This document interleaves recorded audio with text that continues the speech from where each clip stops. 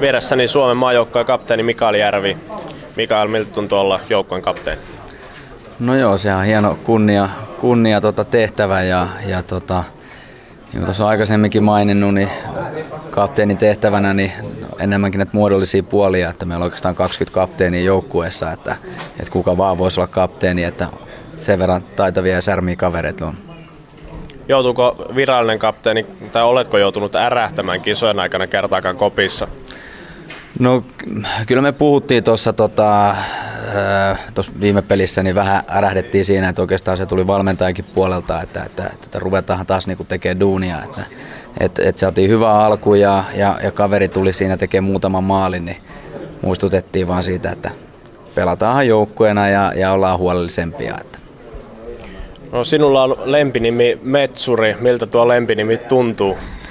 No joo, se aika pitkälti juontaa tuohon mun pelityyliin kyllä, että se on ollut jo monta vuotta ja itse asiassa on meidän salibändiliiton puolelta tämän Metsuriliiton puheenjohtaja, että meitä on aika monta kaveria ja paljon ehdokkaita tulossa sinne. No, lempinimistä puheen ollen varmaan joukkueen sisälläkin on keksitty uusia lempinimiä, niin voisitko paljastaa jonkun näistä ja tarinan sen takaa? Siis itsestä vai jostain muusta? Ihan kaikista käy.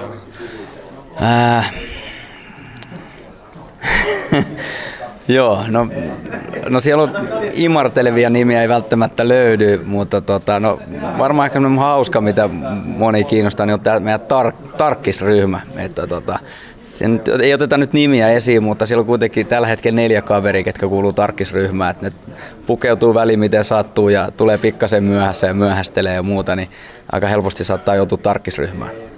Kuka sitten vahtii tätä tarkkisryhmää, että pojilla ei aivan lapasta lähde homma? No kyllä tässä on muut kaverit yrittää vähän muistuttaa, että hei vittit sä laittaa ne mustat kengät, älkää laita niitä valkoisia sandaaleita. Että kyllä tässä niin jokainen vähän pitää niistä huolta.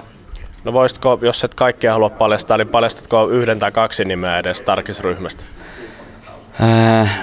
No sanotaan näin, että tarkkiksessa niin 1 tulee ainakin tuolta Rapakon takaa, joka ei pelaa Suomessa, ja loput on täältä Suomen liigasta, että sillä tavalla voi miettiä. Okei, kiitoksia haastattelusta ja tsemppiä välieräotteluun. Kiitos.